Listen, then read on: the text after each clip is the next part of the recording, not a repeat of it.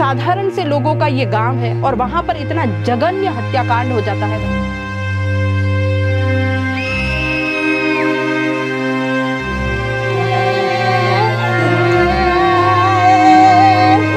और जिस तरह से उसने इस घटना को अंजाम दिया है, हम तो यही चाहते हैं कि ऐसे दोषियों को समाज में रहने का कोई अधिकार नहीं। तीना ने लगानी है, तीना नहीं मारो, फांसी लगे नहीं मारो। और हमारा भी उससे कोई लड़ाई नहीं थी। अब कहीं चाहिए रहा आप हम आगे कहीं नहीं कह सकते। ये वही घर है जहां आरोपी रहता था।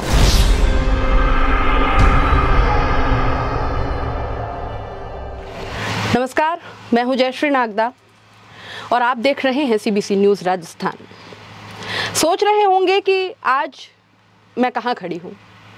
बता देती हूं, इस वक्त मैं खड़ी हूं लोपड़ा गांव में और यहां पे आप जानते हैं कि एक बहुत अजीब और एक ऐसा घटनाक्रम यहां घटा है कि आज हमारे जो शब्द हैं, जो अमूमन कभी नहीं कम पड़ते, कभी नहीं लड़खड़ाते, लेकिन आज लगता है कि शब्दों की कमी सी हो गई है। बेटी बचाओ, बेटी पढ़ाओ, उठो द्रौपदी, शस्त्र संभालो, अब गोविंद ना आएंगे जैसी बातें कानों में चीख चीख कर कह रही हैं कि कहाँ है ये सारी बातें, कहाँ है इन बातों को आगे बढ़ाने वाले लोग। जब एक छोटे से गांव, लोपड़ा जैसे गांव, मावली में ये गांव पड़ता है और यहाँ पे बहुत सीधे साधे एक भील प्रजाति के और बाकी कुछ गाँव 240 के लगभग यहाँ पे घर हैं। ऐसे एक साधारण से लोगों का ये गांव है और वहां पर इतना जघन्य हत्याकांड हो जाता है, बताने की ज़रूरत नहीं है। बात कर रही हूँ कि हत्या की, जो बहुत ही निर्ममता के साथ में आपको मैं बता देती हूँ कि ये जो जघन्य हत्याकांड हुआ है यहाँ पर, वो आज हम आपको पूरा उसका पटाक्षेप करके दिखाएंगे। क्या उस परिवार पर गुजरी है, क्या उसके शिक्षकों का कहना है, ये भी हम आपको दिखाएंगे। क्या वो परिवार इस वक्त भुगत रहा है, क्या आरोपी का घर कैसा था, कितना दूर वो जगह थी जहाँ पे उसकी हत्या करके और उसकी लाश को टुकड़ों टुकड़ों में काट के उसको फेंका गया था, जो है स्कूल से आकर के और एक मस्ती में अपनी एक बाल सुलभ मन के साथ कपड़े बदल करके और वो कहीं जा रही थी और उस दौरान उस आरोपी कमलेश ने उसको बुलाया और उसके साथ दुष्कर्म किया पहले, उसके बाद में उसको गला दबा के मार दिया, उसके साथ दोबारा दुष्कर्म किया और फिर उसे टुकड़े टुकड़ों में काट करके अपने घर के सामने बने एक बाड़े में डाल दिया। ये सारी चीज़ें आज हम आपको कैमरे पे आपके सामने दिखाने वाले हैं। कहाँ क्या पूरा घटनाक्रम हुआ, ये सब कुछ हम दिखाएंगे। लेकिन एक बहुत बड़ा सवाल जो है वो मैं आपको दिखा देती हूँ कि कैसे एक छोटी सी बच्ची जो 8 साल की है, उसकी सिर्फ ये गलती थी कि वो एक स्त्री शरीर लेके पैदा हुई थी। उस बच्ची को देख के कैसे उस आरोपी की हवस जागी, कैसे क्या कारण रहा, क्या उस बच्ची में उसने ऐसा देखा कि उसने उसको अपनी हवस का शिकार बनाया और फिर उस बच्ची से उसकी सांसें तक छीन ली, उसके जीने का अधिकार छीन लिया। 4 भाइयों की सबसे छोटी और इकलौती वो बहन थी और आज माँ बाप और अगर पूरे गाँव वाले या पूरे परिवार की भी अगर आप देखें तो सिर्फ एक लाइन में, एक शब्द में न्याय की मांग वो लोग कर रहे हैं कि हत्यारों को फांसी दे दो, हत्यारों को मार दो। एक बात यहाँ पे ये भी मैं आपको बता देना चाहती हूँ कि जो पुलिस की संलिप्तता या पुलिस की जो सारी कार्यप्रणाली है वो यहाँ पे बहुत बेहतरीन तरीके से निकल कर आई है और यूँ भी अगर मैं कह दूँ कि पुलिस की जो कार्यप्रणाली है वो दूसरे लोगों के लिए एक नज़ीर की तरह सामने पेश होकर के आई है, जहाँ एक सीआई की आंखों में आंसू तक आ जाते हैं कि कैसे उस बच्ची की हत्या इतनी निर्ममता, इतनी बर्बरता के साथ कर दी गई और कैसे उसके टुकड़े टुकड़े करके एक बाड़े में डाल दिए गए, जहां माँ बाप को ये नहीं पता कि हमारी बच्ची के साथ आखिर हो क्या गया है। वो गांव जो कहता है कि आज तक कोई मुकदमा, कोई शिकायत लेके हम कभी थाने नहीं गए, वो लोग, वो गाँव आज इस तरह की स्थिति में मौजूद है। बताऊँगी मैं आपको सारा घटनाक्रम, चलिए मेरे साथ लोपड़ा गाँव।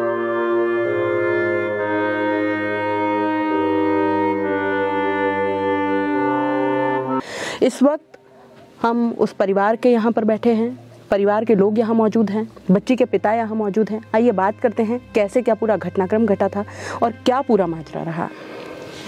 नमस्कार। नमस्कार। क्या कहना चाहेंगे, ये जो पूरा घटनाक्रम घटा, किस तरह से ये सब घट गया? क्योंकि आपके सामने ही रहने वाले लोग, पड़ोसी जो दिन रात आपके सामने रहे थे, आपको कभी ऐसा कुछ शक हुआ था पहले, या कभी कुछ ऐसा लगा था कि ऐसा भी हो सकता है? कभी शक नहीं होना पे, कभी शक, कोई शक नहीं था उससे। स्कूल में आई है अभी 4 बजे, और वो मोटा पापा रहे वहाँ कूड़ा पे जा रही थी, और 4 बजे के मंदिर वहाँ से कहीं फूक गई। और बड़ा पापा रो घर कतरो छेटी है? यही है मकान, यही है अटे बड़े ही से है। पास में एक ही है। अच्छा, देखिए। तो अबे हमें कभी कहीं ऐसा शक नहीं हुआ आपने यूं के कोई कहीं शक नहीं था, आनो जानो परिवार में बराबर हो आप रहे? बराबर। बच्ची बनवा में इन किस तरह एकदम तेज बोलते तेज ही हैं? तेज ही? कसी कक्षा में बन रही? बोलकर तीसरी बनती है। अबे कहीं चाहिए रहा आप? हम आगे कहीं नहीं केस। आप कौन हो बच्ची रहे?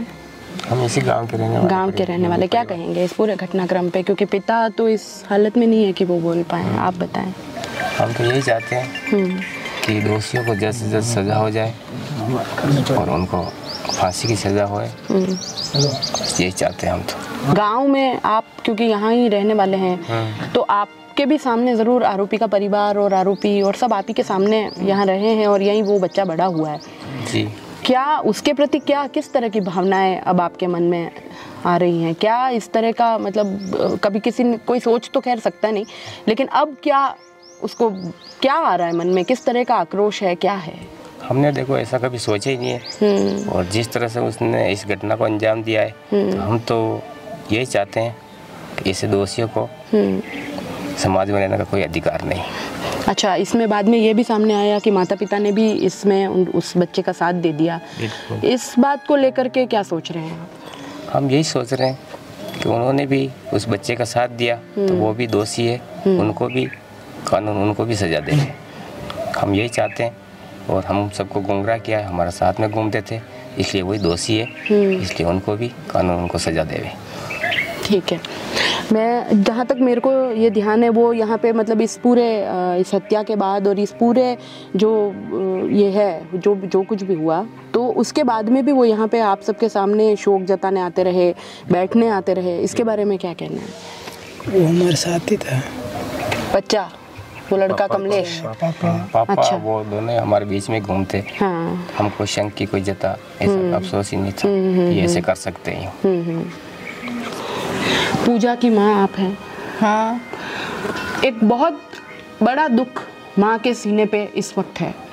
इससे बड़ा कोई दुख हो नहीं सकता जब एक माँ का बच्चा उससे छिन जाए, उसके सामने इस तरह की स्थिति में एक बच्ची आपके सामने आई।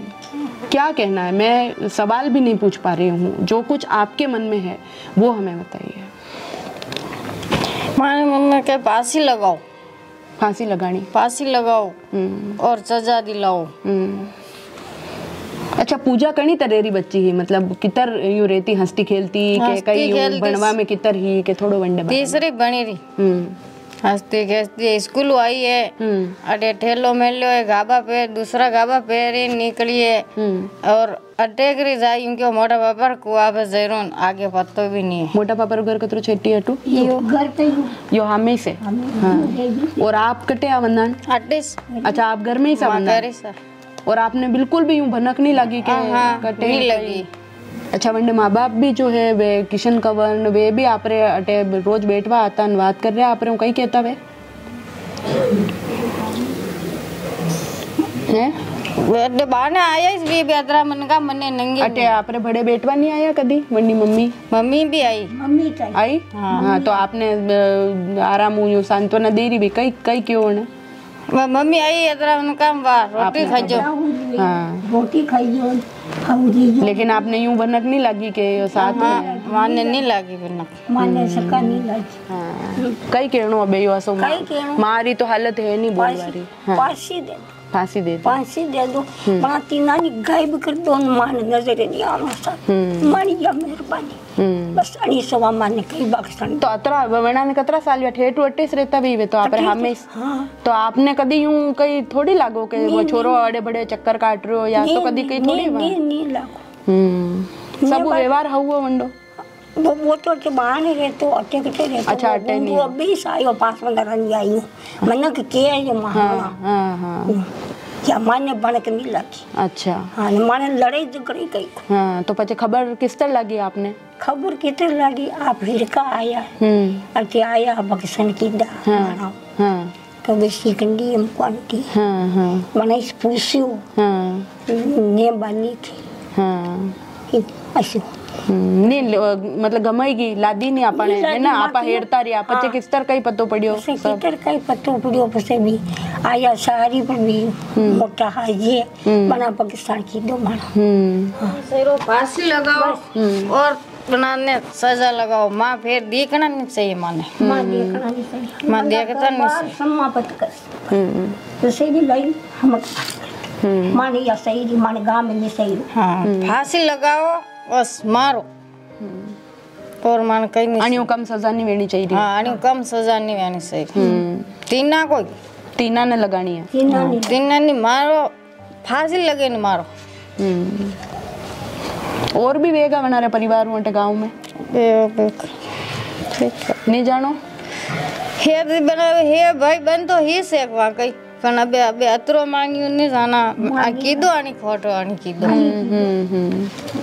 अन बना कोई मांगियो नहीं का पण कीधो आनी खोटो। हाँ ये 3 जना तो है ही से कम कम, माँ बाप भी साथ दी दो असा में तो गलती से बेटे वही से। हाँ इकलो तो है, इकलो तो एक ही छोरो एक ही से न वही माँ न वही बाप। अच्छा बस